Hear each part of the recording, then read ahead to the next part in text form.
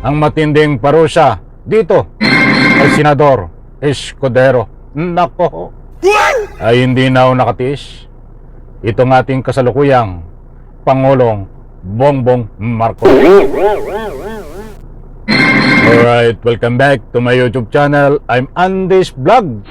Napakainit ho nitong ating pag-uusapan dahil usapan ng parusa dito kay Escudero at siyempre may kasama pang dalawang senador. Ay sa wakas magbabayad din kayo ng anumang kasalanan tungkol dito sa galawan nyo diyan sa Senado. Isang like ko sa video na ito kung nagustuhan nyo po. Sabay-sabay po nating i-like ang video na ito. Sa lahat ng hindi pa nakasubscribe dito sa aking YouTube channel, please subscribe. Pwede rin po kayong mag-share ng video na ito. Mga kaibigan, inaanyayahan ko po kayo. Huwag nyo pong kaligtaan, panoorin, pakinggan ang ibabahagi ko po sa inyo. Nako po, may usapang kulong. Ito na ang matinding parusa dito ho kay Senador Escudero at siyempre mayroon pa siyang kasamang dalawang senador. Mga kaibigan, ay himas riyaso kapag mayroon po kayong nais ibigay ng anumang public opinion diyan po sa comment section. Huwag po kayong matakot, pagkakataon nyo po, karapatan nyo magbigay ng anumang public opinion. Eto, shout out po sa lahat. Yusek, the President called out St. Timothy Construction. Has a company reached out to the DPWH or OP? At ano po yung masasabi nyo sa sinasabing koneksyon ng ilang contractor sa ilang senators like Senator Bongo po? Ayan mga kaibigan, na ay importanteng mahalaga ho na malaman nyo po ito, mapakinggan itong may nitinit pa na buhat sa Malacanang dahil nagsalita na ho ang ating Pangulong Bongbong Marcos. Hindi na ho nakatiis at kahit kaibigan niya, kalyado, mga kaibigan, ay kulungan ang bagsak dahil ho dito sa very controversial na ito ay personal na pinagkakabalahan ngayon ng ating mahal na Pangulo. Aba, ay mantakin nyo ho, isa-isa hong pinupuntahan itong mga flood control project. Subalit sa nadidiscover ay mga walang bakal. Ba't ito pa ang mas matindi? Mga kaibigan, kinakaharap po nitong mga utak sindikato na ito diyan sa Senado. Diyan po sindikato sa palengke ng Senado. Ay deserve naman po nila na ito ay tawagin na palengke ng Senado. Ay talagang bilyones na pera ho, mga kaibigan, ang usapin dito.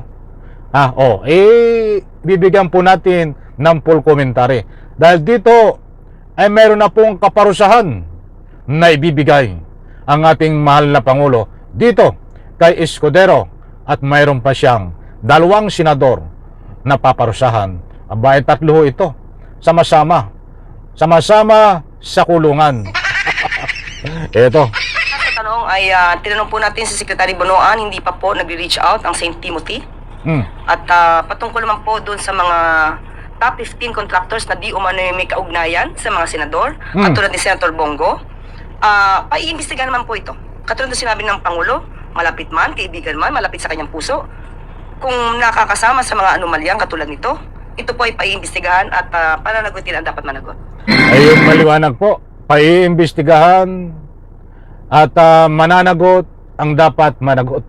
Ay kaya lang ho, ang lumalabas sa investigation ngayon, ang nag-iimbestiga ito si Boy Corriente Marcoleta. Mga kaibigan, kailangan po nating magingay, kailangan po natin magbigay ng anumang public opinion dito. Tulungan nyo po ako diyan sa comment section dahil wala pong mangyayari ito, itaga nyo po sa bato. Ang iniimbestigahan ho ni Boy Corriente Marcoleta na wala pong kredibilidad yan dahil sa kanyang mga kaganapan, nagalawan na tungkol dito sa impeachment. Ay wala akong mangyayari dito. Ang pakay ho nila ay parang pagtakpan lisin. At dito kung nasasangkot ang pangalan ni Bongo at ni Escudero, ay pagtatakpan ho yan diyan sa Senado. Kaya't kailangan ko po ang inyong public opinion na mag-ingay po tayo, na ipanawagan po natin na tayo ay hindi pabor dito ho kay Boy Corriente Marcoleta dahil ito po ay bias at walang kredibilidad. Tayo po ay magbigay ng anumang komento diyan sa comment section na kailangan ho dito ay bumuo ng anumang special panel na mag-iimbestiga ang ating gobyerno na independent panel, at nang sa ganun ho magkaroon po dito ng justice, parusahan si Escudero, parusahan itong si Villanueva kasama si Bongo. Ay patapusin lang po muna natin ito. Talagang yan ang sarap magbigay ng anumang public opinion. Baka tayo kulangin na naman sa oras. Nako ho, o ito mga kaibigan, wag po kayong alis, patindi ng patindi po. Follow-up question po. Nabanggit niyo po, Yusek, na walang timeline pero pinamamadali yung investigation.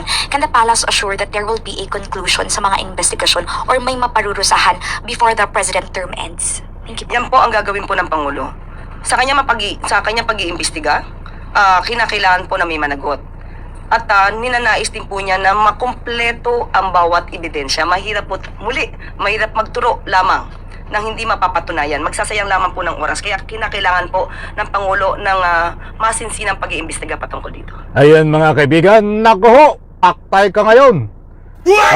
Talagang ayon nga dito sa tagapagsalita ng Malacanang ay walang patatawarin maging kalyado kaibigan na yan ho ay involved dito sa bilyones na pera, milyones na pera ang usapin dito po sa flood control na pinagmulan ho ng korupsyon.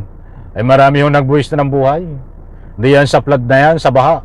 Tuwing umuulan, kahit walang baha ay bumabaha, kahit walang ulan ay bumabaha. Kita nyo ho, nasaan ho yung flood control na yan? Yan pala ay napupunta lang sa ilang tao. At ang mas matindi ho dito, itong usapin noon kay Bongo, matagal lang usapin to panahon pa ni Digong. Kaya nga ho ito ay kinasuhan. Diyan ang plunder ni Trillanes. O ibig sabihin na ito totoo. Ay dahil nga ho dito sa bilyones na inaward diyan ho sa kanyang ama at utol kapatid. Na yun po ay bawal dahil pinagmumulan ng korupsyon.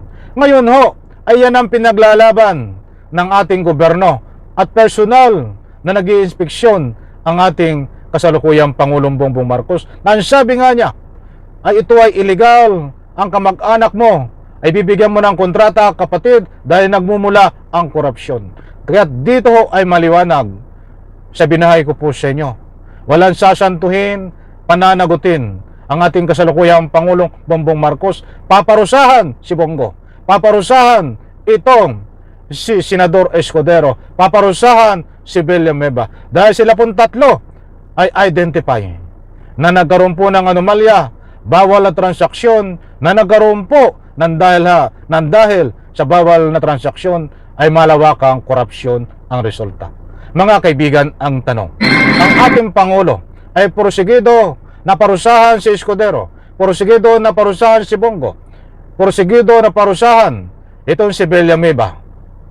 Ang tanong mga kaibigan, mapaparusahan ba ito? Kapag si Marcoleta ho ang nag-imbestiga dito, ang mapaparusahan lang po dito ay itong maliliit na kontraktor diyan po sa baba. Huwag na po tayong umasa na mapaparusahan itong si Escudero at itong si Bongo at itong si Villanueva. Bagkus, babango pa ang pangalan niyan at babalik na rin ang pangyayari. Iaabsulto yan mga kaibigan. Kaya kailangan ko po muli ang inyong public opinion. Sana maisip ng ating Pangulo na gumawa ng independent panel na mayroong mag-iimbestiga ho dito, hindi ho si Marcoleta. Bigyan po natin ng parto. Inulan tayo sa oras isang like ko sa video na ito. Bye-bye.